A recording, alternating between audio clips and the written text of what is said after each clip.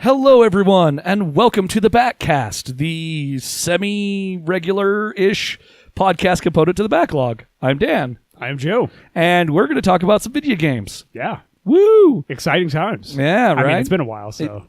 It's been a while since we recorded the podcast. Things have been crazy as well. I mean, it's been a little bit since we recorded anything. like life stuff being what they are. I'm currently moved and unpacking, so right, which things have been wild. And work. And work for me. Work for you. But it's all great. But let's get into the video games. Yeah, we've actually been playing stuff over the time. Yes, in fact, the footage have been away. The footage you're going to be seeing is mostly post-launch Dead Cells, but also just a little bit pre-launch Dead Cells because I captured the footage and then we didn't. Anyway, you're going to be editing this together, so I'm not sure what's going to appear where. I mean, it's all Dead Cells. It's all dead. Well, but I'm not sure. It's all going to be Dead Cells. But some of it has changed from. So the pre-patch stuff was a little bit different, but only the hardcore will notice. Yeah, right. But Dead Cells is a fantastically fun game, and I love it because it makes you feel empowered, but also you're playing a roguelike, so everything, like, you have to be careful and everything's scary. Yeah, and I've had a hard time getting into roguelikes in general. Me too. This one seems like it strikes a good balance of progression and ability to and permanent upgrades and pulling that stuff forward. Yes, and that makes a little bit more sense in the Dead Cells format than it has in other roguelikes that I've attempted. Yes. Yeah, and then one thing I like that they do is in between floors or levels or what have you is where you can bank those upgrades. There's a guy in between each level where you some enemies drop what are called cells. Cells you can put towards like saying like, oh, I found a blueprint for this sword. It takes 5 to 10 or 15 cells to unlock, and now it's a drop in the world. It can drop, which is super cool. Well, and you can power up other things with those cells as well. Right, and then feed them run after run. Once you've unlocked a sword, you can upgrade the damage that sword does when it does drop. You can unlock or the number of Estus flasks you have. Yes, stuff like that. And also like there's once you unlock so many items, the game says, "Hey, give us X amount of cells." And you can, instead of getting the starter sword, a random sword that you've unlocked will drop. That's cool. I don't like it, but I love that it's in the game. They also have like it's sort of like a melee weapon that's called the Spartan Sandals. And you're doing the 300 kick. Oh, you're just kicking dudes. It's a kick. That's awesome. Yes, it's pretty good. That's awesome. There's your ice shoryuken. I'm glad it has a sense of humor. Yes, it absolutely, like one of the things you'll see me in the footage. You'll see me stop and look at the corpse pile a lot because I just find the joke so funny that the guy's like, "Huh, all these dead bodies look an awful lot like me," and then kind of leans in and goes, "Oh." It's just a good joke. Yeah, I'm glad that it looks as good as it does, has a sense of humor, plays very well. Oh, it plays like you feel like I don't know, like watching it now how it's gonna look, but when I was recording the footage, it's like this is making me look like I'm a lot better at this game than I feel that I am, and that's great. Yeah, no, and I look forward to picking this up now that it's out fully. Yes. I mean, you've been playing for a while, right? I picked it up like a year ago, I think. Yeah, so you've been on and off for quite a while now. Yeah. It's fun to just jump in, play for a little bit, and go, yeah, all right. And have you been checking in as it's progressed? Once or twice. Early access? Okay. Once or twice. One thing that happens is when you start, they say, hey, you thank you for supporting us in the pre-patch and not getting too angry at us for changing things and deleting your saves. It's like the full game's out. It's great. Your save game still exists. We suggest you delete it because we've put in some lore stuff if you care about that. And so I did. So I deleted that and started over. And since it's a run-based game, I think it took me 6 or 8 or maybe even 10 runs initially to get to the first boss. I got it in 2 runs on this. Okay. So some of that has clearly carried forward. Yeah, and I heard they added there's 3 more bosses or something? They were kind of just... So the full run now is a bit longer than it used to be. Yeah, and I'm not sure. I have no concept of how that was. I think I got to the second boss, maybe? Okay. There's... It's just a fun game, and weirdly enough, usually you're more... like you have your ranged weapons, like your bows and arrows, your melee weapons, and your shields. Now, typically in a game, I'm like, oh, shield, cool, I'm all about this. The shields only work properly if you're into like the whole parry system. So I actually haven't engaged with the shields. I didn't even know there was a parry system. There's a parry system. All right, interesting. So shields will block a percentage of damage, not the full amount. But if you parry, you take no damage. Oh, all right. That's the idea. I did not realize there was a parry system. That makes me even more intrigued. But this is a game where like all the melee weapons minus maybe the Spartan Sandal, and I just really didn't give that a chance, I'll admit. It seems like a weird one. I mean, it's like, funny, Spartan Sandal. But awesome. This is not one I'm going to use for my main weapon. Right. Like your agility weapons that I normally in any game would stay away from, like your daggers or your rapier, would never touch. They're so much fun in this game. Interesting. Because like the daggers are really, really fast, and every third hit does massive damage. Okay. So it's like a lower damage, huge damage. So kind of like Monster Hunter. A little bit, yeah. The dual blades. Yeah. And so it's really neat the way they designed all those weapons that I wouldn't normally use to be fun. So, you know, it's just a great game. Still plumbing the depths of that. And as one of these retro moderns, it looks like way better than it has any right to. I think I heard somebody talking about it's actually 3D, but with like a pixel layer over it or something, which is fascinating to me. And it looks so good. It's animated fantastically. The art style is just good. It's just better than all of these games. Your character is very emotive, despite not having a head and being unable to talk, but it has an internal monologue, which is also good. Yeah, I look forward to digging into this one myself. Well, since I'm playing it on my time, I guess you're going to have to play it for the channel. Oh, yeah. I mean, that'll work. I mean, it's a roguelike. We'll have to figure out how to handle that. Just do it run-based or a couple of runs. Yeah, maybe do a couple runs. Check in every so often rather than hey, watch me grind up and get cells. Like, it's a game that you can put a lot of hours into. Yeah, I don't hundreds of hours. It seems like something if you want to over-level the content, you absolutely can. I mean, to an extent, sure. Being able to unlock permanent damage upgrades on each weapon, permanent damage stuff, and potions and everything. I also saw it has full Steam community support, so you can do mods. Oh, interesting. Okay. And it had it in early access, and all it was people adding their native languages, which I thought was super cool. That's interesting, yeah. And now that it's launched, there's people doing their own rebalances and all kinds of crazy stuff like that. That's an odd way to go. But it's cool. Yeah. But it also has just flailed out there. But I've seen somebody had a complete replacement soundtrack that's just the music from Castlevania. Okay. Just like, all right. Hey, we know... little Barkerville going on? Yeah, a little Barkerville. Exactly. That's what I want to hear. Yeah. So if you want, like, Castlevania music in it, you can get that. Yeah. So it's a neat idea, but it's a great Castlevania-style game with the roguelike elements is fascinating, and I don't get mad when I die. It's just like, yeah, I kind of deserve that. Now, does it have kind of the Metroidvania, like you need certain things to get past certain parts? Yes. Okay. And so when you unlock that in a run, they'll let you know, hey, this is a permanent upgrade. Oh, like the first thing you get is like normally there's these little goo piles. And you can kind of come up and like just kind of bump them, and they react. Okay, I thought it was a bit more roguelike, where it was just kind of you just combating your way through levels. I didn't realize there were more like actual Metroidvania style. Yeah. So there's an elite. You have to kill an elite, not even a full boss, that drops a rune that those goo piles then turn into vines. So you can climb up to new areas. All right. It looks like there's these long shafts that look like you could wall jump across back and forth. And you have to unlock the wall jumping. Okay, yeah, that's cool. There's a teleport beacon thing that's not the normal one that you'll have seen me use. But like it's actually this thing will drop you to a new area, and yeah.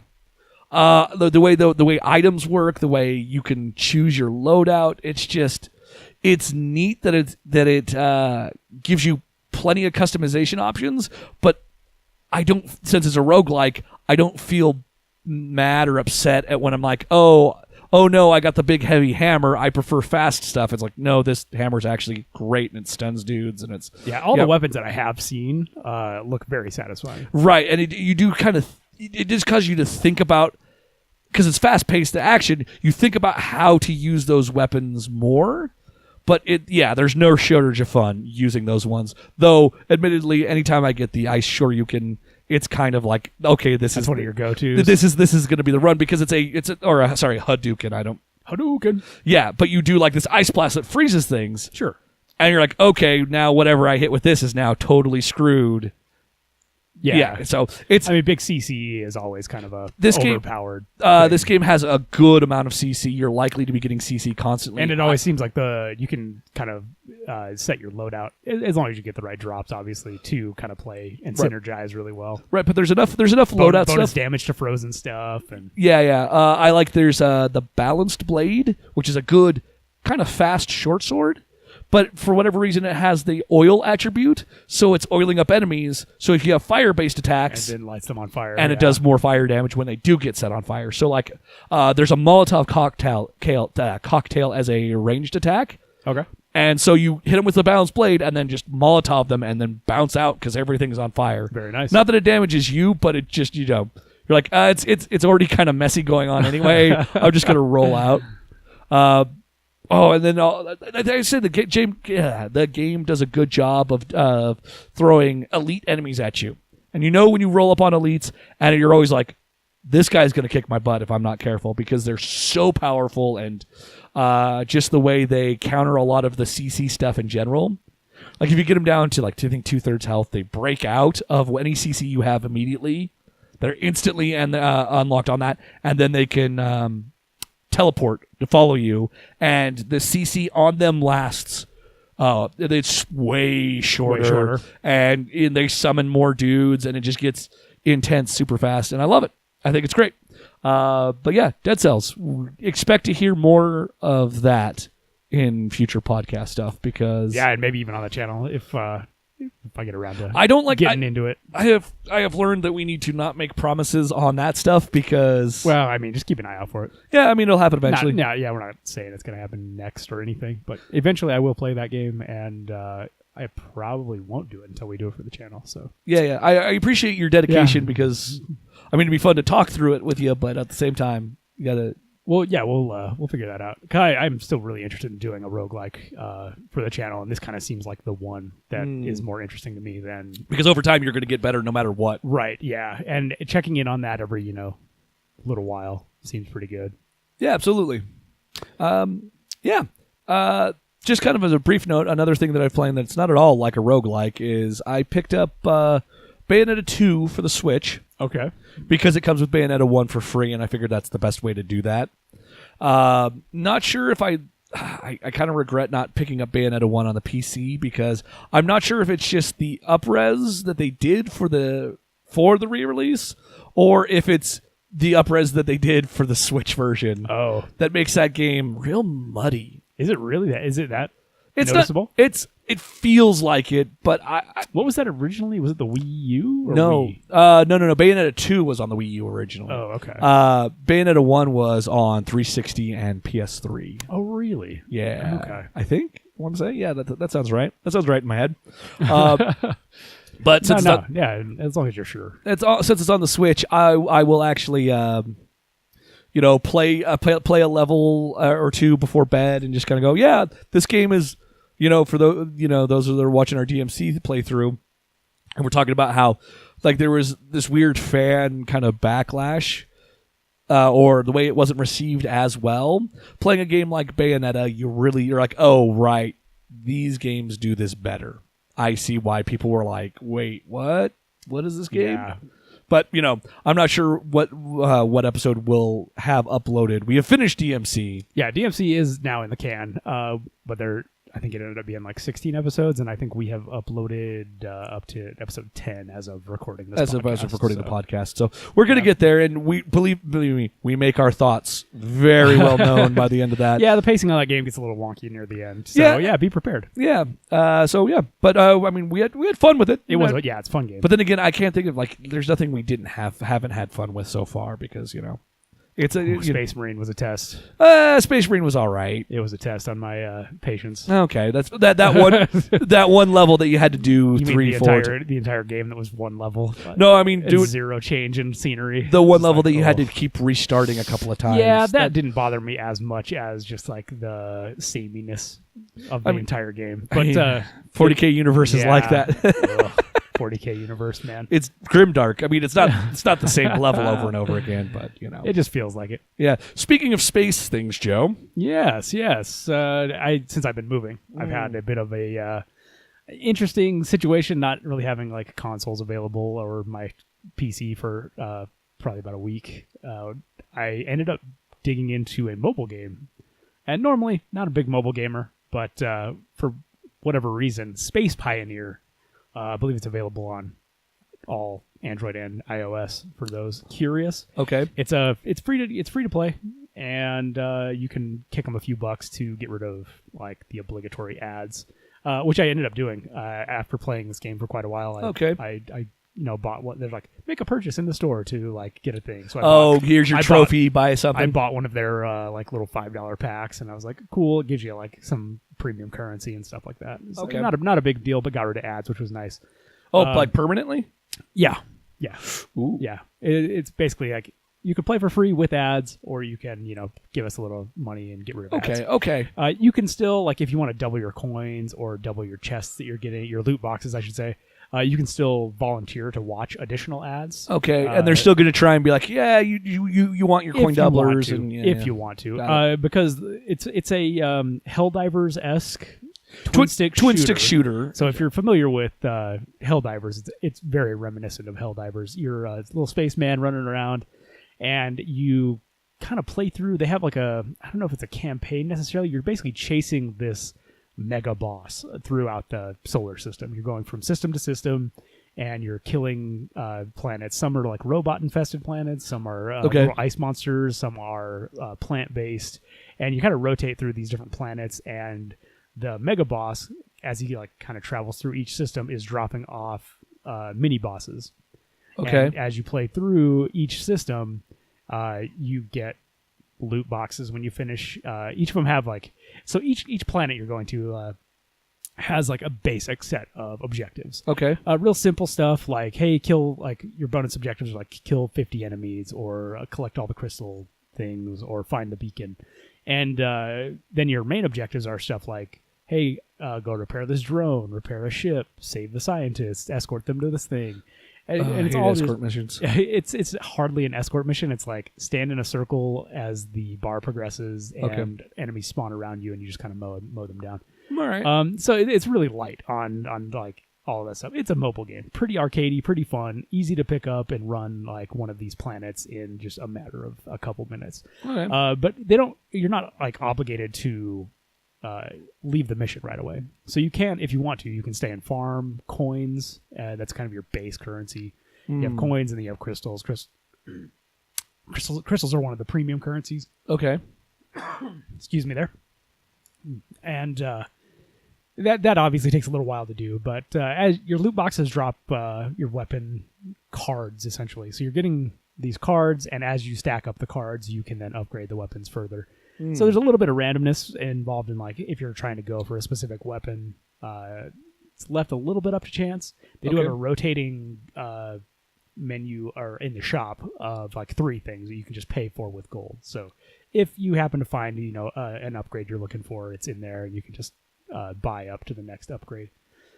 So it's made the progress in the game pretty good, but what's really kind of sold me on it, now that I've been playing for, I don't know, a solid 5 to 10 hours, they have a rotating like kind of horde mode tournament. It's like a time-based tournament. Okay. So you do there's like a basic horde mode, hard horde mode, and then there's like a hell version of horde mode, and you just have to beat all of the waves they require, and whoever does it fastest gets on the leaderboard. And they have different reward brackets for the top like 20 or 30 people. Okay. If you make it into the top one, you get one of like the premium chests that they sell in the store. And it's actually kept me going back to that game each time the tournament comes up. Like, it's a fun thing to play around with different loadouts, because they've got 15, 16 different guns, and they've got a whole bunch of different gear that you can have that are cooldown based. Okay, so the tournament, you pick a loadout, and you just pick a loadout and jump in. Okay. Pick a loadout. Kind of a daily challenge kind of thing. Yeah. Okay. It's in structure, not in time. It actually almost is that. Okay. The tournament itself runs for like 16 hours at a time. All right. And you just jump in and you do your run. If you're really close to getting into a bracket, I usually will replay a level a couple times, see if I can get shave off a few seconds. But okay, it's all time based and it's pretty fun and it's challenging enough. And just seeing that other people are always there in the same tournament, it's pretty cool. Okay, and it doesn't seem too pay to win. I've gotten like in the top 3 enough times that it's like, okay, this is awesome. Like I can still get decent rewards out of this, even though I have not sunk in, tons of hours or money at this point. Okay. I'm sure if you do, you can more consistently, and they may have some kind of like ranking system where they're pairing you with people who are equivalently progressed. Yeah. So you're not having to fight against people who are like the whales that have been sinking, hundreds of dollars into it. Yeah, like the whale tier is its own. Yeah, whale tier is its own thing, and you don't actually have to compete against them necessarily. Nice. They do have like a global leaderboard as well. That's there. Okay. But it's all run based. So every time you jump in, you're basically starting a new leaderboard for that horde mode. Okay.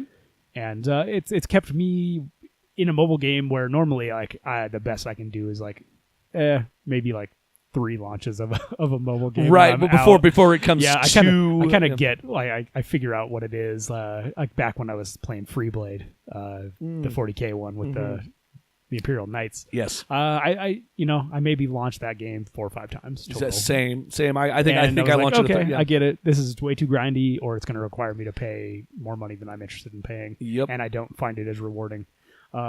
So yeah, with Space Pioneer, it's very charming, very stylistic, got a great look to it, very very cool. And anything that reminds you of Helldivers. Anything that reminds me of Helldivers, I'm really excited about. So yeah, if you're a fan of Helldivers or twin stick shooters, it's a real quick, easy to get into twin stick shooter with a cool space theme. Yeah, cool. But it's fun. I highly recommend it. Great. I might actually, you're talking about it, and I'm like, I might have to check it out. Someone else also has recommended let's say a card-based game that's very close to Hearthstone, but actually is fun. Like a TCG? Yeah, called Shadowverse. I've heard of it. Yeah, and I've heard it's enticing for those people who like waifus. It's waifu. Oh, it's like a waifu TCG. Yeah. Okay. And I'm more interested. Yeah, that's all I can say for certain right now. But Buddy and I were talking I have last a hard night. time with the digital TCGs. Well, I have a lot of hard time with Hearthstone because it killed the actual TCG. Yeah, and the actual WoW TCG was way better than Hearthstone. It's way better than Hearthstone on so many levels. And I feel now, however many years in we are to Hearthstone, it is almost it's completely unapproachable to me. Every time I've fired it up and tried to get in, you just have to be willing to spend a lot of money on Hearthstone, I think, to get into Hearthstone. Which in that case, it is like an actual TCG. Yeah, and once you've jumped in at that point, I think it's probably fine. If I was willing to, if you can, once you're caught up, you can stay up. You can stay caught up, because you have a good enough deck, and I don't know. From what I hear, just through the grapevine of being around Blizzard products, that meta doesn't change enough. So it seems like a lot of your net decks and things still are very viable and popular, even after new expansions come out. And I've tried to jump in a couple of times on their PvE stuff, which that was really what I want to do. It would be cool if they had a co-op PvE mode. That would be cool. Yeah. I would be back in for that alone. Like the old school, like the raids from the WoW TCG. Yeah, exactly. And that would be cool. But I tried one, and I just kind of went in there and was actually just shellacking the computer, and then it went, "Oh wait, I have 1 hit point left. No, you're dead. Never mind, you're dead. Yeah, I have my trump card." Oh, or 15, or whatever. Or 15 trump cards. You're I'm just gonna stack them. Yeah. I'm gonna board wipe you. It's kind of how that. It kind of makes sense that is how it works, because you're supposed to treat it like a raid or like PvE content, I guess, where you have to then reformulate your deck to prepare for that eventual mechanic. Right, that but happens. also if you're playing in a group and all of a sudden the boss flips, as we would say, and one shot somebody, you're like, oh guys, we were not prepared for this. Yeah, and then you're trying to eke it out. That's fun. That's interesting. Yeah, even if you're the guy who interesting, but I don't know how you once that's known quantity, it's really hard to right. It's no longer interesting. It depends. That was a problem with the TCG raids, is that we could build decks that could just Yeah. just to take them apart. Well, but and most of those mostly. were like old. They were like most of those raids were like from previous tiers of that game. Right, So, but I wonder if you introduced enough random elements, like or just effects or affixes or Maybe. something. You could like yeah, maybe. yeah. I don't know, but Well, that's one thing I think I have done right is in most of Blizzard at this point is the brawls, the weekly brawls. They've added that to everything. I think at this point, right. even WoW has weekly brawl stuff. But in Hearthstone, I think if they could introduce that to their PvE content, it would be a lot more interesting. Just a weekly affix to, whatever the brawl is or whatever the PvE content is. Kind of like the way they do Mythic Plus dungeons in WoW. Okay, yeah. You have a random thing that makes it more difficult or They- changes it. like the changes it affixes. up. Yeah, exactly. Mm-hmm. And if they could add a similar thing to Hearthstone in their PvE content, it would keep it relevant longer. Yeah. But I don't know. I mean, they're making a lot of money, so relevancy they're is not an making argument. Ridiculous amounts of money. So yeah, but I mean, once you don't want and done the PvE content like you currently do. Yeah. But like I said, like that would at least be something for me to be in on. But Right. Yeah. yeah, I mean, I'm unlocking these card backs from all this other stuff I'm doing in other Blizzard products, and I'm True. like, I have no desire to I want to get it'd be nice to get the Hearthsteed in WoW. No, They have no one. yeah, and some of that cross promotional stuff. Some of it's really cool, but you have to be willing to jump in and play everything else At high level. Well, and also in a time frame a limited time frame, especially when you're unlocking mounts for WoW in HOTS or in Hearthstone. It's usually only active for a little while. And me, in the case of Hearthstone, I had never leveled up enough to even get through their tutorial. So Right. when there was at one point a thing I wanted to unlock from Hearthstone, I actually had to finish the tutorial for Hearthstone before I could even do it, and I was like, nope. Because they make not you gonna they happen. make you play You have every to level up. Yeah, like you have every to class level up and- to a certain level to even do Yeah. some stuff in Hearthstone, and Yep. I was like, ooh, that's not what I'm really interested in. Mm-hmm. So Sad. yeah, it's a disappointing. I don't know. And Series of events at as this people point. that are totally willing to get sucked into TCGs and spend way more Way money, too much money. it's funny that we're just like, yeah, no thanks.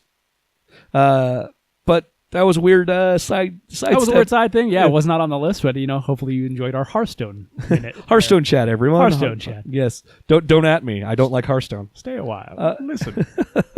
One thing I have been playing is I played it to what I felt like was completion. I'm air quoting. Okay. Years and years ago was a game called Banished, and I was looking at I want to play a city builder. I want to get back into city builder. It's a builder. And I love Cities XL. City Skyline, sorry, not XL, Skyline. Is that the one we? Yeah, I think We talked about that. that I kind of before. came back in on that. I'm like, I'm looking for something a little bit different, so I booted up Banished. Now it's let's say not quite medieval, but still very much pre-Renaissance setting. Interesting. Okay. And it's called Banished because you only get this if you read the text of the game when you're going to buy it and download it. Is basically the group of people that you start with, they were banished or otherwise chose to leave where they were from. Okay, build the city. That's okay. And it's very much for a house, it's 8 stone, 16 wood, and you have to have a builder. And what it is you basically have very good looking menus, by the way, that you can just leave up all the time and still work on your city. You say okay, you have 15 people. If you do not allocate them, they're all just laborers. But you have how many of each job in the city is vacant, and you can assign just a laborer. You don't choose who it is. They just get randomly assigned to, I need 2 builders. And these guys are builders. All right, I need 3 farmers. These just give me 3 farmers. And as things happen, your farmer could die, and then it'll just all right, this laborer is now a farmer. And, okay. And that's how it works. I've seen that type of thing before in builders. But there's no money. It's raw resource. It's just raw resources. So you can actually plan out your town theoretically well before you have the resources to do it. Oh, okay. And just as the resources trickle in and as the builders get to it, so you can have, I've got 3 fishing huts planned here, but I've got 2 of them paused and 1 of them built because I don't want to worry about it now. I just know that's where I want them to go. And the passage of time is interesting. Like the way it works is like people will age more than 1 year in a year. Okay. But that's just kind of by necessity of the way the game is designed. So you have people that are like, yeah, these people are married at 10 and have a kid. Just because of the way the weird time scale works. Okay. It's an odd choice, but anyhow, so you're like, then you build houses and you can follow where it was a different time. It was a different time. Yeah, people were fertile at 10. Yeah, that's a thing. But it's a great, I'm going to listen to a YouTube video or podcast or audiobook type game, and because you can change the speed at which it plays, but it's very much okay, what do I have to do? Okay, I'm going to put this here. I'm going to build these houses here. Oh, I should make sure we have more food. And you're kind of clicking on buildings being like, okay, I can actually plan for expansion because I have 3 children that are going to become of age and become laborers soon. Because at 10, they're laborers, and they're a part of society. And fertile. So. Unless you build a school, at which case it's like 15 or something like that. They spend a couple of years in school, but they're better. Okay. They're better at just being even generic laborers. Like they're more efficient or something. Sure. And it's just, and there's not really an end game. There's no goals. It's just, yo, dog, build the city. And like, build until you were satiated. I sunk like 3 hours into it the other night without even realizing it. Oh, wow.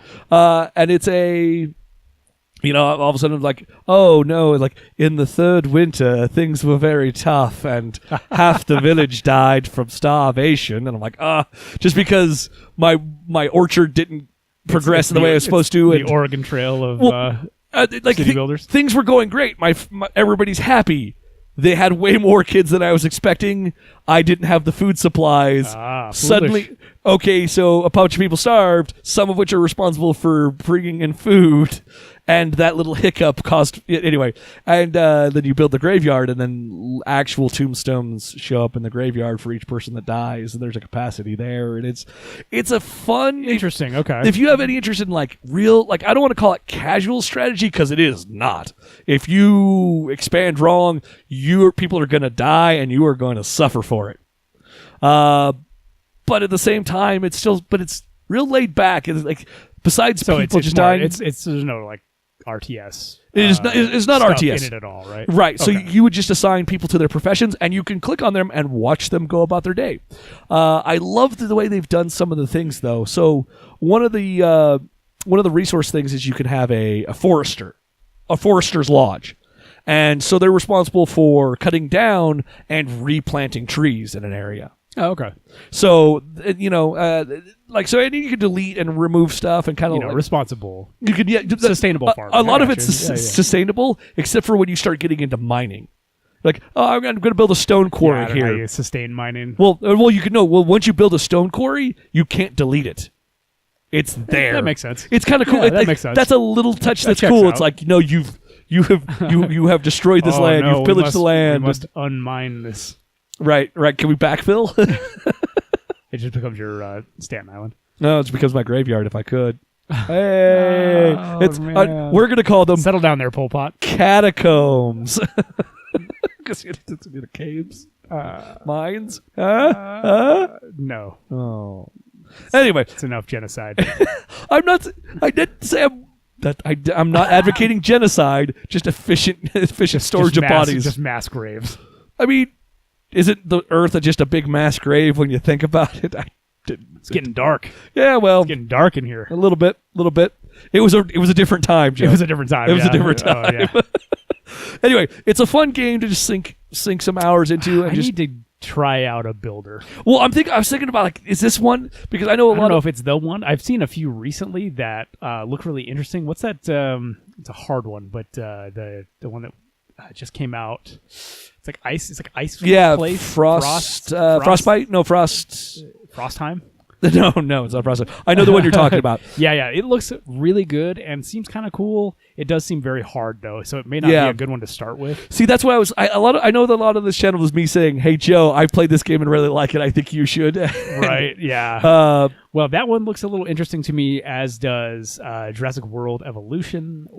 I hope it gets patched. Yeah, so like a year or so. It's a little rough. Yeah, I definitely will jump into it just because I am a unapologetic fan of all Jurassic Park, and I love dinosaurs. Dinosaurs in general, and Jurassic Park specifically. Yeah. So eventually I'll get there.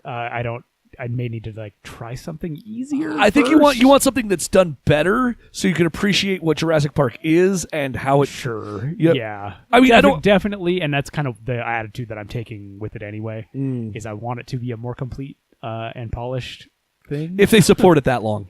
I guess we'll see. I have not been following. It's a movie franchise tie-in game that it's probably made its money. They're probably like they have done other like the old Jurassic Park Genesis game. That's going back a bit. It's not Genesis the system. It's called Genesis. Oh, okay. It's a very popular one that apparently it still sells for a lot of money if you can find it. But it's one that's interesting. So I don't know if it's a cult game, is what you're saying. Yeah, it's very much a cult game, but it's one of the better, more well-loved Jurassic Park games that exist out there. We may have to see if we can get a hold of that. Maybe it's emulated somewhere. I don't know. I'll have to look into it. I actually don't know a ton about it. Yeah. But builder games have always seemed really interesting. My wife's way into them. And she's been like, recently replaying Roller Coaster Tycoon as of late. Which those are the real casual ones that are they're fun. They're like the proto builders, Yeah, it's just like a look. We have everything pre-built for you, and we'll give you some. We'll just kind of leave you to do it. There's no real fail state. Yeah, and it's just kind of like, hey, people will always come to your park no matter how bad it is. Be efficient, charge a lot for them to go to the bathroom and game on. Yeah, right. But yeah, I mean, and speaking of like, so are cheap, but bathrooms are expensive. Yeah, exactly. Actually, that's a great.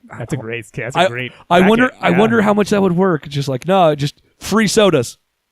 Yeah, and along with my wife being a gamer as of late, she picked up the nostalgia consoles from Nintendo. Yes, the NES Classic. Yeah, the NES and the SNES Classic. We actually have both of them now. Now I have, you've tucked into them a little bit in general. Very, very briefly. I have a top level question. Okay, go ahead. Because they are just essentially emulators, and I've heard people talking about pulling them apart and putting actually like Raspberry Pis inside of them, and running the full gamut of like a full emulator. Yeah, because that's funny. You totally could. Yeah. But how much of an emulator experience can you do? Save states on it? Absolutely. Yep. Okay, game on. Okay, absolutely. That's my like. Okay, this might be the. And it's awesome. So I've only dipped into a few games, just kind of out of the nostalgia. It's like we wanted to jump in and check it out. I haven't messed with the NES yet, but I have tucked into the SNES, and it's still such a great console. Those games are so good. I wonder how much of that is a nostalgia thing, because like the SNES and the Genesis, like playing those games, even like the ones that I don't really care for, there's still a moment of like, this was something special. Like I just definitely it stirs something within me. It does, and there is a lot of nostalgia there for sure. But jumping in and playing like Super Mario World again it feels just like it did, and they've done a very good job of emulating them in a way that feels really good. It all looks a lot better, obviously, not being on a CRT, which is really nice. Yeah. I'm not a fighting game purist or anything, so it's like not too big a deal for me. At this point, the only people who are really big into CRTs there's two people. There's fighting game community. No. Like the arcade cabinet guys. Oh well, and that and if you're actually running it on that old hardware. Obviously. Well, and there's because some people because you can't get CRTs or stuff, and the other people are Smash Brothers players. Right. Yeah. And watching Evo over the last weekend, I guess. Yeah, last weekend. Yeah, I caught the DBZ vinyl. Nice. That was not as exciting as like every other vinyl, unfortunately. Yeah, it was interesting for a lot of reasons. Seeing like the guy I don't know. I found actually that sorry to segue into Evo here. Yeah, we didn't really plan to talk about this. Sidestep on Evo. We're gonna sidestep into Evo real quick. I'll get back to the SNES Classic here in a minute. Sorry. No, we're good. Evo was great. I actually had a lot of fun watching it. I'm a fan of fighting games. I honestly I would have put this on the list for us to talk about had I remembered. I'm glad we stumbled onto the nice back onto Evo here. because I actually really did. I ended up watching quite a bit of the finals. Okay. So almost all of the top 8 finals on, I think it was Sunday. I watched a lot of those from Smash Brothers, Tekken, everything that they had. I kind of was like, had it on as I was unpacking and just was really enjoying it. It's good background stuff. It's great background. If you get a good caster. Yeah. That was a big thing that really shut me off of like caring a lot about specifically Dragon Ball Fighter. Those guys were not. They were not good. I muted it at some point. Yeah, they were not a fun one to listen to, except for during the let's say mild not even that controversy. It was cooler to hear the entire crowd around them yelling every time Cell's Cell's intro. Yeah, that was cool. That was a cool thing to hear. I was like, okay, right on. The fans at Evo are having a good time. Mm-hmm. But like honestly, the most entertaining one of all of those to watch was Tekken 7. Interesting. They had okay, very good casters who knew the game really well and were good at knew a lot of the competitors and okay. were very good at like commenting and understanding. I'll have to look that what up. These guys were. Yeah, it was a really fun thing to watch. Also, kind of a fun thing, obviously, was the lots of U.S. guys that normally weren't able to compete. I heard somebody was were in the top 8s a lot. Also, a very interesting fact from Evo is each of the main games, all the winners were from different countries. Oh yeah, there was no repeats on the kind of the main stage ones of those, as far as I understand. Yeah, no, So that sounds right. Yeah, that sounds right. Kind of cool. Kind of cool. A furry won. Yeah, but actually did a bit of a. What game was that? Was that Smash Brothers? No, that was DBZ. Was it DBZ? Or that was Fighters. Yeah, Sonic Fox. Sonic Fox. But here's the thing: is like people were all about him. People were like loving him. He was good. I don't know if you know, but he actually he's kind of split in the community now because he kind of did that like a kind of a heel turn type move. Is he got so the guy he was undefeated going into the finals, and the guy who came up from the loser bracket lost to him and got just shellacked by him to get dropped down to the loser bracket, and just fought his way super hard back. It is kind of basically an easygoing dude, but he seemed pretty chill. But got real angry at Sonic Fox because he came back into the final, shellacked Sonic Fox back, just destroyed him, and then you could tell he's going, he's on fire, he's heated up. And Sonic Fox all of a sudden is like, waves over a judge, starts talking. They have to get translated. That's right. So what was that he about? Pulled some kind of... It was some deep rule books thing, and they're like, hey, basically, normally this is not a rule that anyone uses, except from the old days on when you're standing at an arcade cabinet. Right. It was, he's like, I'm more comfortable being player 1. I'd like to be player 1. I'm not comfortable on the side of the screen I'm on. I would like to switch. And there's I'm not even sure how the rule works. They brought over 3 guys, and they're talking. Well, because they had translators, because the guy was Japanese. Oh yeah, the translator, and and you could see the dude just goes. The Japanese kid's like, "What is happening?" He goes all stone faced. It's this easygoing guy's just like, seriously, because it's a tactic in the fighting community that kind of let's say a dick move is to kind of cool down your opponent. It's like any timeout, It's like you call timeout strategically. Yeah. Sure, you call a judge strategically to mess with people. But pulling this rule, it was this weird delay. It was a deep cut thing, and they even said it. They're like, this is really unusual for this to be a thing. Right, and then the weird argument of talking about it because training mode is always player 1 and all these things. He's like, I'd really just rather I'd rather be player 1, and then it actually came down so they coin flipped for it. Yeah. And Sonic Fox got it. Japanese kid could have said no at any point. Yeah, but he totally just agreed. He kind of like a wait, what? He clearly didn't understand for a minute, and that was already slowing everything way down. Yeah, he's just like, and that threw him off his game. I would say almost. Well, and it looked like what's his face, Sonic Fox, and the other guys were like, oh no, yeah, totally do it. They were definitely egging this kid on. Yeah, hey, no, it's cool. And that's where he's starting to get more and more like what's going on. You're trying to fighting game guys know when like you had to have he to was just so amped up about it the whole time. I'm like, this is so weird. This feels slimy. it was super slimy. But. And then he was a total jerk about winning, and he just such a and his Twitter feed, he put out some not inflammatory, like he was clearly riding that high, but like I said, so some of the fans kind of when that happened, like immediately turned on him, like this guy is Wait, what? Yeah, it seemed weird. I don't know. I mean, congratulations I was for already, winning. I was already a little disappointed in the entire showing of Dragon Ball Fighters, so I was not invested at that point. Seeing that a top level play was actually kind of interesting. It's like it was fine. it's like you messed up. Here's a 80 hit combo that goes off on you. That's kind of like the weird. It was like a very Marvel versus Capcom. I heard it described heavy as swings for sure. yeah. I mean, it's the same Guilty Gear engine. They're the guys that develop it and everything. So it's very much like it's like a tag version of Guilty Gear. Guilty Gear was a great showing too, by the way. That was a great final. That was a fun one to watch.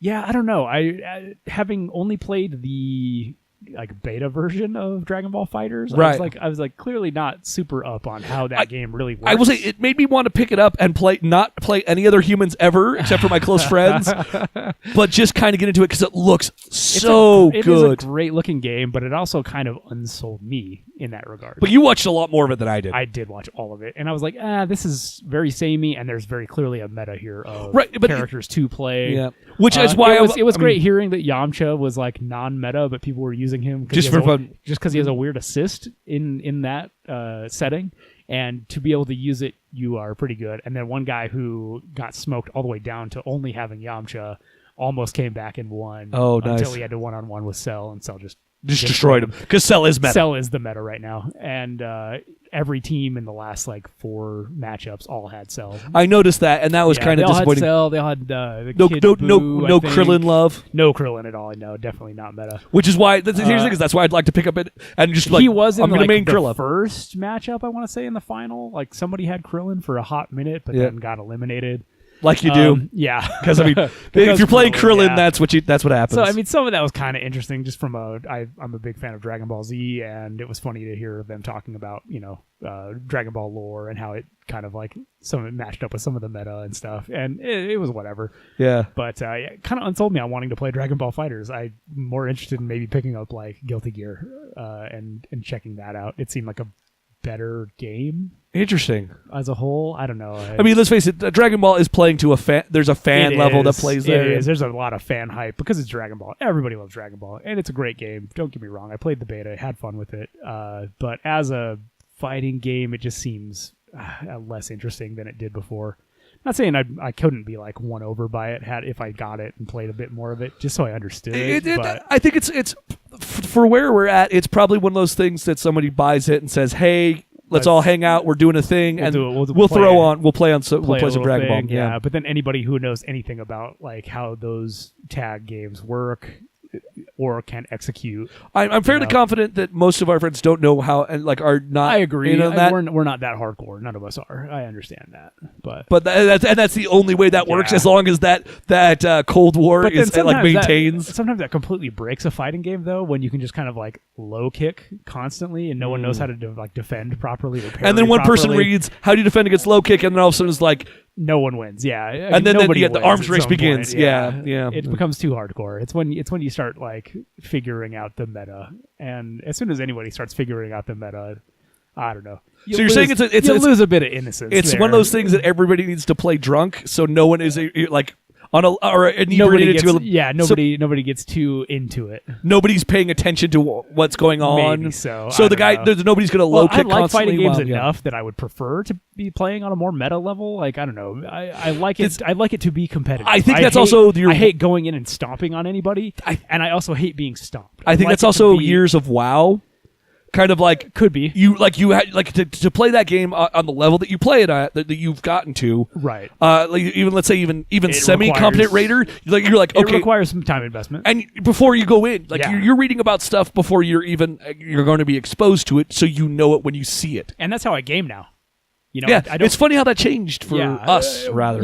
Like figuring out an MMO and the ins and outs of that at a high level has definitely changed the way I think about gaming and the way I approach gaming. It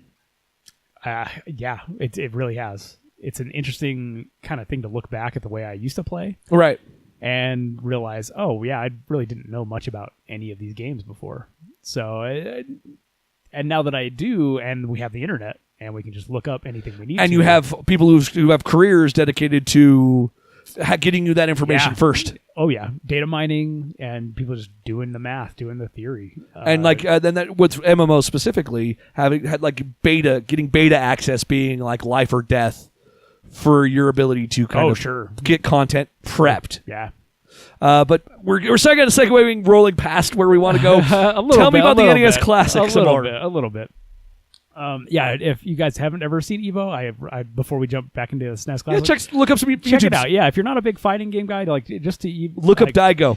The Daigo video is great, and that video still is amazing. There were some pretty impressive swings actually during Evo as well. So even looking at current Evo, you can look at a lot of really cool swings in people's just sheer talent. I didn't realize that at the time how important it was watching from that. Again, one last thing for Evo, that the Japanese guy Go just done a done an Evo podcast. Maybe was Goichi. There was a I saw it when it happened, but people were just after the fact putting up a clip where like, no, this guy blocked mix-ups consistently for 25 seconds straight. The dude is a beast. Yeah. And like they're putting up this video and like if you don't know what you're looking at, you're like, it's really not that impressive. But then you turn on the volume and hear the crowd losing their mind as it gets. I mean, it's not as good that was the best part to hear. Honestly, it was the crowd. I honestly wish they had kind of prioritized crowd over casters. Yeah, because that gives you an insight that you don't know what you're like when you don't know what you're looking at. When the casters were good, yeah, and they knew like how to talk about these things in a way that like explained them to the layman in a very quick, concise way.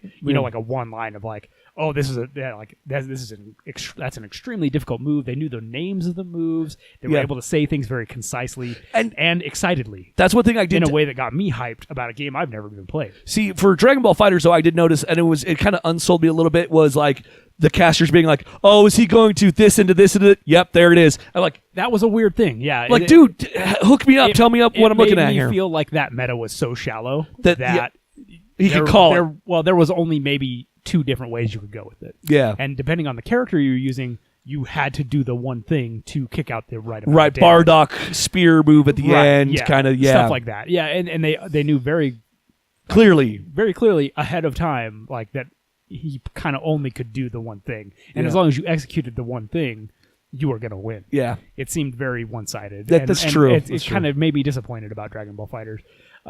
Anyway, So Evo was great. Check it out. It's a fun thing to watch people compete in video games at a high level. At a high level, and fighting games are one of the only ways that you can really see that.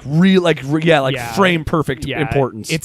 It's probably the purest of quote unquote esports to watch. It's an easy thing to understand, and it's 2 dudes just beating the crap out of each other. Right. That's why they're not classified as esports, but fighting games, because those people are very much like, no, don't let me in with those Dota dudes. No Dota, no Call of Duty. That's like not esports. It's like no fighting game is fighting game's a way different animal, and I have a lot more respect for the fighting games than I do for any of the other. Even if those guys could esports be kind of animals, and there's a street ball aspect to fighting games that I guess, but whatever. I mean, whatever. I'm not sure going to try and make a commentary on that. Yeah, that's a part of it anyway. But yeah, back to my nostalgia romp into the SNES.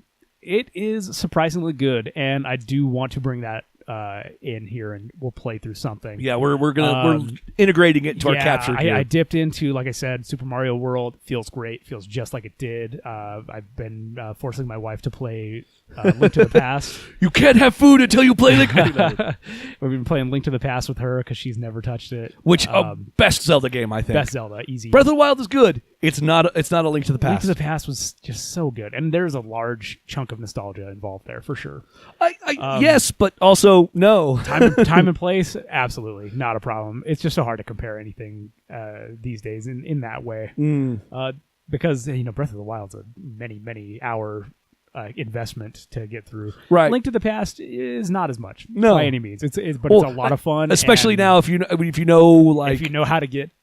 Like if I picked it up, I'd be like, there's certain things I would remember probably pretty quickly. One of the only games on the that I dipped into with the SNES Classic that I'd never ever played before was Secret of Mana. Right. I always get it confused with Secret of Evermore, which is one I don't even know tried, what but that is.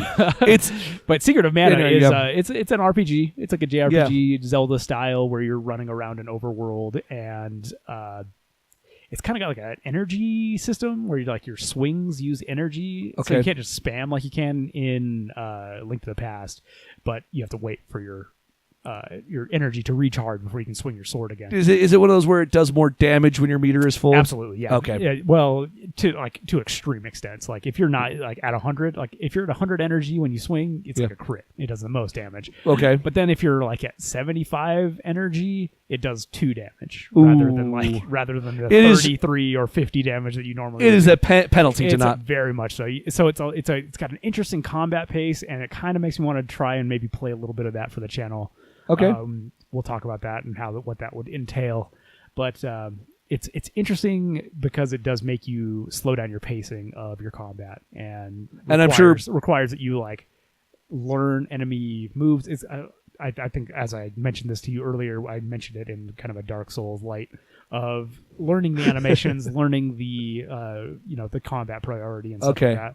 And grinding, you kind of have to dodge, you kind of have to grind and level up so you can do more damage. It's kind of an interesting take on the whole thing, and I had never played it before. Answer this for me if you know. Yeah. Is it one of those things that you can out level an area to the point where yes, I'm only doing like 10% damage at 50% energy, but I've over-leveled this area, so it's really not an issue. I can kind of speed grind. Barely started it. Don't really know. I'll be interested to see if you can I have get that definitely point. hit walls frequently, even in like the 30 minutes that I played, maybe. Really? And I was like, "Ooh, dang!" But if I learned the animations, even though I was under-leveled, as long as I was dodging appropriately, I could still overcome the encounter weaker than I probably normally would be. Okay, it's a speedrunner style. I don't know. I really don't know. Again, it's such a base, and I am scraping the surface of a many hour JRPG. Okay. And I don't know what that all entails. It may just be super early and I'm super weak because I don't have the good sword or the good spear. One thing that was interesting is they give you multiple weapons kind of right off the bat. So you get like a sword, you get a spear, and you can rotate through these weapons. Okay, they're not mapped to a button. It's no, a you have switch. to go into a menu and you just have to equip your spear or your axe or whatever. Oh, okay. All right. It's kind of interesting, and I don't know what that even means, and I don't know how much I want to dig into it before we do it for the channel. Yeah, I have questions. Yeah, I'm curious. It seems to be a very interesting system that I've never encountered before, and it makes me curious. Yeah. Yeah. Okay. And, well, maybe more on that because I haven't played that game either, and yeah, might be a good one to kind of wander through as far as a starter JRPG. Yeah. And for the record, Secret of Evermore is a you and your dog get pulled back in time, also like a Zelda looking game. It looked like a Zelda game. I don't recall. Chrono Cross. Chrono Trigger? What was the one? I don't remember. Chrono Trigger was the SNES one, but that was a turn-based, like active time turn-based thing. Cool. But anyway, now let's get into the one thing that we have spent lots of hours on. Yeah. And are prepping to spend even more hours on. Yeah, man. Everybody gear up. WoW is getting a new expansion at time of recording a couple of days from now. Oh, is it really that close? Yes, it is. It's Thursday when we're recording this, and the expansion drops Monday. Yeah, I've been going ham on the pre-patch stuff and grinding out like alts and gear for alts because pre-patch they just like to rain loot on you. Right. I didn't realize this. The pre-patch stuff, the Dark Shore dailies, or world quests, they can double Warforge. I got a 220 piece. Okay, so I've been doing those on all of my characters, and I've seen it do the animation for a roll up or for a Titan. But you're getting like avoidance and stuff like that. But maybe that's what it is. Yeah, maybe it does that too. Why. Maybe that's what I'm seeing because I've not had a single one roll higher item level. I had a couple of 215s, and then I got a 220. Interesting. Okay, so that makes it a little more promising because what I'm doing this time. That I have never done before is I am planning to do a Horde character as well as an Alliance. Okay. Right from the get-go. Why is that? interested because I'm Zandalari. just interested, and Zandalari, yes, because that's a key thing I want to do. A Zandalari troll druid as soon as I can. For me too. So admittedly, because those dinosaurs look amazing, and it looks like that is all tied to progression and to rep. So that and the Dark Iron Dwarves as well. Yeah. So I need to do that so I can do the allied races that I want to do, because I do want to do a High Mountain Tauren, and until the expansion launches, I can't do that because I don't have the rep. Oh no, I should be able to do that now that I have a max level horde character. Anyway, that's an aside. So I've been working on a horde priest just because that's what I had closest to max level, and it's been interesting because I've been able to play through both sides of the story, hoping that maybe there was some more, I don't know, you were looking morally gray. No, not a thing. As we were somewhat promised. Someone said it online, and they were involved with Blizzard, so whatever. But it doesn't seem like it's really... I expect too much. It's Blizzard. I should know better. They don't know how to do morally gray. Well, it seems like the moral grayness is not from Sylvanas, who I would have imagined it would have come from, at least a little bit. Well, it seems like any grayness is actually coming from the surrounding characters. Saurfang is just basically like, I have to follow orders, but this is messed up. Yeah, which isn't that gray. He's conflicted. Bane Bloodhoof is also conflicted as far as everything is going. Right. And Sylvanas is just like, nope, I'm staying this course, and it is going to involve a lot of death and war, and I will kill everyone. Knew what this was when you made me war chief. Very much so. That's what it is. It's like I was evil the whole time, and anybody paying attention goes, yeah. Duh. and it's like, okay, interesting. Like, that seems more interesting, but it does seem like they are gearing up someone else to take over as war chief. You think it's gonna be Saurfang? Or Bane Bloodhoof. I mean, a lot of people have been calling that for a long time. Everybody they've wanted him for a while. He seems like a above board kind of dude, a more above board. And he likes Anduin, which would be a kind of a cool place to go and actually have a couple expansions of peace between the Horde and the Alliance. Because so I think that's silly. I have a slight confession to make. I thought Jaina's appearance in the story was amazing. Because they set it up in the Warbringer short. Yes. So good. Her riding her magic boat. Oh man, that was such a great scene. And then I'll she's admit, just like, full frozen, like letting it go. They have kind of taken her in that direction, haven't they? I didn't realize that till you just said it. Yes, they are making her look like the chick from Frozen. She looks like Elsa from Frozen, but like an angry Frozen. If she gets a talking snowman as a companion, I'm out. I will quit WoW. Right. But no, for that one scene, it was kind of cool. But she was very much like doing the Elsa pose as she casts this giant ice nova. I have a moment. The blight around Lordaeron. It was great. See, I had this moment where I'm just like, this is so lame, but I also really kind of cool. And what is this? This is me feeling something. I have some excitement about WoW. I realize how lame this is, but that doesn't mean it's not emotionally effective. It was so good. Like, just as like suddenly, and her arcane cannons. Yeah, the entire. Go play this if you haven't already. Or look up the cutscene. The expansion's going to be out. You'll have missed the story bits before this anyway. Or look up the cutscenes. Yeah, they're all online and everyone is loving it. But so as the Alliance, you are trying to retake Lordaeron. That is after Sylvanas kind of gets angry and burns the Night Elf capital city and all that. The giant tree they live in. Teldrassil, one of the world trees. Yeah. And do we have any world trees left? The one in Highjaw. I thought that died at the end of the Highjaw raid. Did that die at the end of that one? It's kind of regrown. Look, I don't remember. Because the Highjaw raid is back in time, so I guess it's regrown some. Is it back in time? Well, Firelands is not. That's Cataclysm. No, Firelands isn't, but I thought you went back. Okay, never mind. We're not going to get... not that Highjaw. No, not the Mount Highjaw one. That is a back in time. That's because you got yeah. And that was not burned. He was going to destroy it, but then they recruited all the wisps to defeat the Archimond. So anyhow, I'm sidetracking. No, same tree, I believe. Yeah, same tree, just different time periods. I think that one's still around, and also I think there's one more. The one that was until the Emerald expansion, Nightmare. until an expansion drops that has another one. There's the Nightmare version of that one that is like the Emerald Nightmare one. Yeah, in, okay. Val'sharah.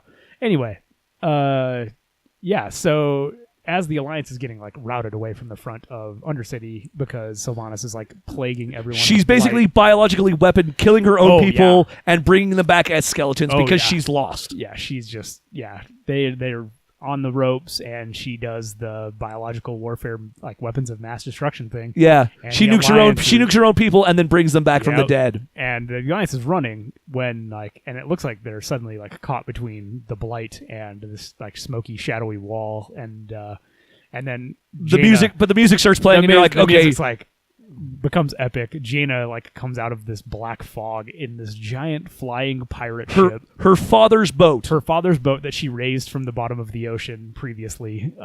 In a cutscene. Yeah, which is super cool. And it's all like glowing and all the different kinds of magics. I will say this about Jaina.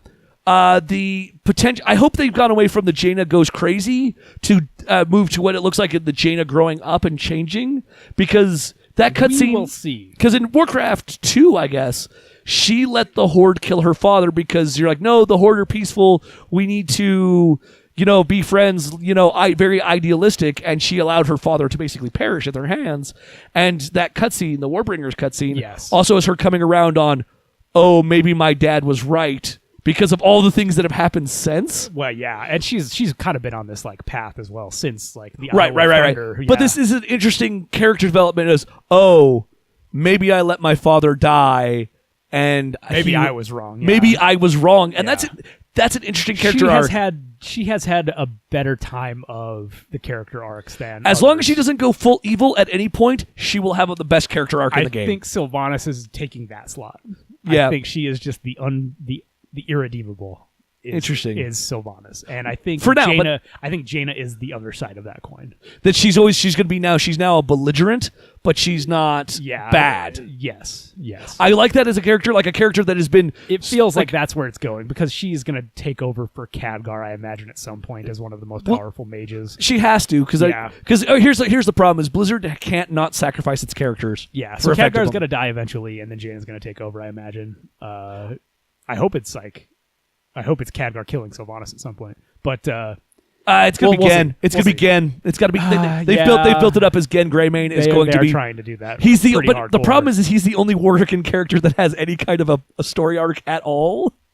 So truth, yes. And he's cool. And he's great. Really cool, and he's been kind of interesting. But he's basically just the Alliance version of Sourfang.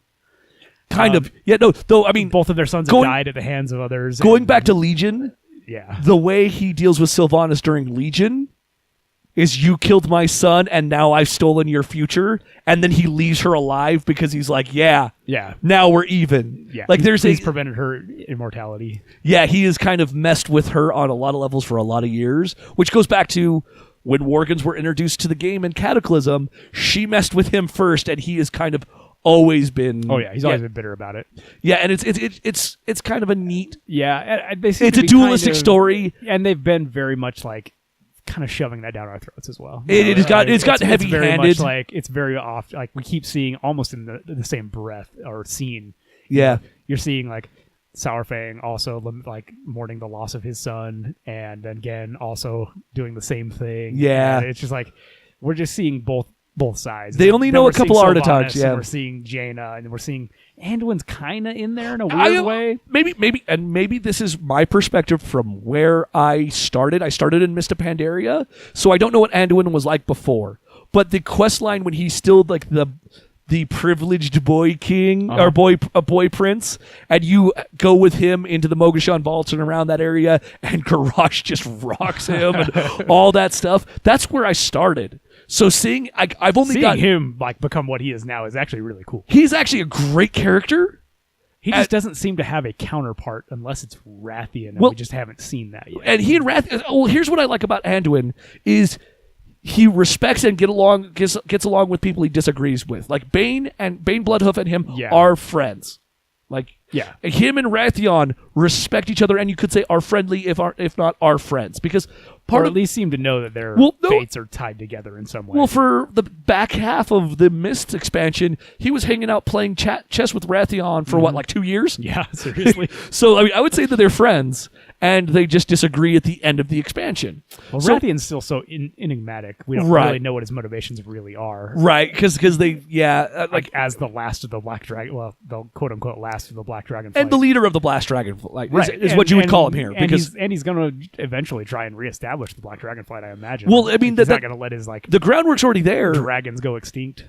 Because in Yeah, Ebonhorn Ebonhorn, who was supposed was to be supposed to be Rathian, but- and but they the- changed some stuff. But the implication is there are black dragons. Like, 'cause he says, I have to go do some family business when he bounces on you. right. So there so- probably are other Black Dragons. They're just in hiding. Or they found it was originally in the quest line in before they changed beta, it. yeah. On the beta, it was no. There's black dragon eggs that are uncorrupted, and so I think they might just that's going to come because of the way Blizzard works. That's Yeah. coming back around again. It'll be interesting to see how we Not that I don't know. where we end up on that, because we still don't know what this is all going to look like in a patch or two. Right, because it looks like the battle for Azeroth is not about Horde versus Alliance, but about old gods.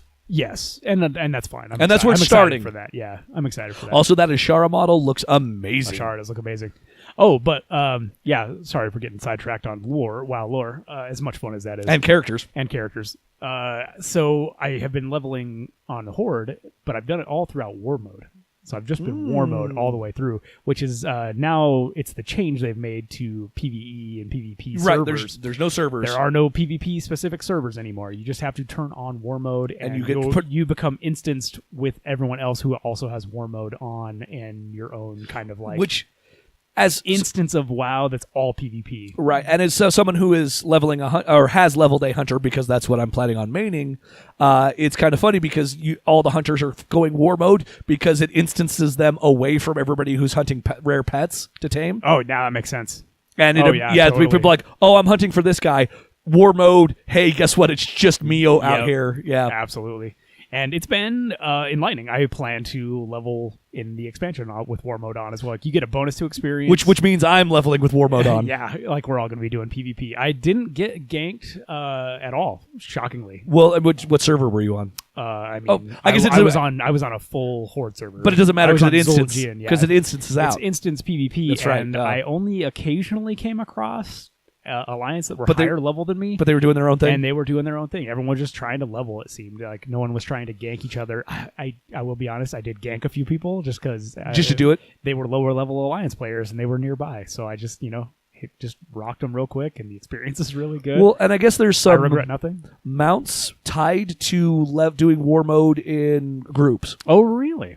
I'll show you a video. Okay. Because someone put out a video of the 42 new mounts in BFA so far. There's some great mounts. There are some amazing. There are some that real good raptor, mounts. the mythic cash raptor, looks amazing. Yeah, I'm excited. Also, you've seen the new Traveler's Tundra. Oh, the giant Brontosaurus? Yes, with an auction house on it? Yeah, do you know how much? 5 million gold. Which I guess with inflation is actually about standard. But 5 I million don't gold know. is 5 so much. million gold is a lot of gold. Right. But someone did the math, and they're claiming that it's consistent with inflation. With inflation. We'll see. Yeah. Whatever. I never had 1 million gold, so the closest I've ever been, I think, was like, I don't know, 500 maybe. I say maybe I don't know half if a million. I don't know if I've ever broken 100,000. Wow. I mean, just but- playing the game, I'm usually like floating around 300. But I always get sidetracked and spend money on dumb stuff. Yeah. I mean, I don't regret it. But speaking of dumb stuff, I'm actually as opposed to trying to be useful to anybody at any time with my profession skills, I'm going engineering. Oh, okay. This There you expansion. go. No, yeah. So I might be able to make some money off some mounts, Make some fun toys. or I might not. I don't know. I don't know how that's going to go yet. Yeah, the mounts sell. Mounts will sell. Right, but the new You mounts, usually got to sit on them for a while. the but- Goblin hovercraft mount is you can only make half of it as an engineer. The other half is blacksmithing. Oh, okay. So yeah, they're like, it seems like they are pushing for. I don't know. I realized I was looking at achievements, and I don't have certain profession achievements, and I've kind of switched all of my alts to all kind of have the same professions. I use alchemy and herbalism, and then enchanting and tailoring. Those two are so universally. They're very good, and they're useful useful for raiding. So I've been doing that, but now I'm realizing I don't have all the achievements for the other professions. I need to re-diversify and level the other professions.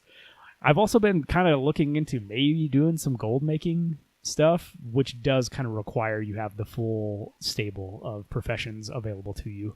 Okay. So I don't know. I'm leaning that way. We'll see. It To depends do on how real efficient gold. to make be money. able to Well, compete in multiple markets. you know, basically. maybe I needed to diversify. Or maybe we can actually just start you do this, I'll do that. Sure. Yeah. Just to make it also more efficient. Yeah, maybe. And we'll see how that'll all play Like out. I don't want to promote. It really just depends on how friendly alts leveling is going to be in Right. this expansion. For the last couple expansions, it has not been very friendly. No, and but I understand they've recently. I can't remember where I read it. They rebalanced 60 to 80 leveling. yes, they did. Yes, absolutely. They totally made it shorter because there's some kind of bug with the level squish Yeah, that has made that grind like untenable. yeah, really, really long. Okay. So they've shortened it. It's not perfect yet, apparently. I have not been leveling except from the 100 to 110 range, which is very fast still because of invasion points and stuff like that. Yeah, there are one. Yeah, if you already for alts, it is Yeah, kind of ridiculous. Leveling through vanilla and the BC Wrath content is pretty painful. Well, and I still have a level 100 and a 110 boost. Yeah, I still got So- a 110, but I'm So probably, maybe I'll boost a horde guy to yeah, 110. I don't know what I'm gonna do with my boost, honestly. But the thing is, like, if I use a 110 boost, maybe I should use a 100 boost because I really don't care about playing Horde except for as a Zandalari Druid, but I have to play Horde to get a Zandalari Druid. Yep. That kind of sucks. Yep.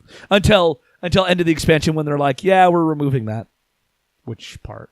By the end of the expansion, like the end of BFA, they're almost certainly going to remove that rep grind part of it. Oh, well, I mean, maybe. For going into next expansion, they almost have to. Oh, yes. Going into the next expansion. the Yes, rep grind. after Battle for Azeroth, the rep grind that has part, to go away. You'll probably still have to do the quest line, the emissary quest line, but that's about it. I would be surprised if you even have to do that That's such a key part of unlocking it. now. But then again, how many key parts of the game have been removed over time because they're just like, no one's going to do this? I mean, Like, there's still- whole sections of Wrath of the Lich King that are serious plot points that are just gone. Well, The battle for the Wrathgate and all that I stuff. mean, you can still do that. You just have to do the quest line. No, I'm saying like some stuff like where Sarfang's son dies. Yeah, you can still see that. Oh, it's still in there? Yeah, Okay. it's still there. You just have to do the whole. Oh, my understanding that stuff's just kind of gone. I mean, you just pass it so quickly. Okay. You have to sit and like complete the entire zone. But like to the get Argent back there. Crusade is there but isn't there. Yeah, you can still do all of it. You just have to sit there and grind. Right. It's like any of the grinds. Like Okay, maybe- you can just buy. Maybe the better example is like the legendary quest lines. Yeah. Like the Cloak quest line, Sure. which was integral to the expansion in Mist, Yeah. is now just gone. Yep. Things like Totally. that. They do take stuff out because they're like, your They artifact. do, but that's more like a mechanical necessity, not necessarily like a Right. storyline I or mean, leveling experience. They always try and make it easier for new players and like, well, I want to be a Zandalari troll, Yeah. starting for the whatever battle for not Azeroth, whatever the expansion is after. One thing and I they're like, found that was really interesting in doing some alt leveling in the current stuff Yeah. is you still, even though the artifact weapons are dead, yeah, you cannot actually participate in a lot of the expansion unless you do your artifact quest line. I believe it. So I imagine that's still going to exist. I mean, you're still gonna have to do the quest to as get your you- artifact. Yeah, As you jump in, if you're going to like plan to do anything in Legion other than just run through it. But it's interesting. And we're about to have a lot more of World of Warcraft to play very shortly. and indeed, we'll probably talk a great deal more yeah. about that. Yeah, you'll have a lot more to hear from us. Well, and expect our next podcast will just be Druid talk because we'll have unlocked our Zandalari Druids, and that's all we're going to talk about. and Kultiran druids.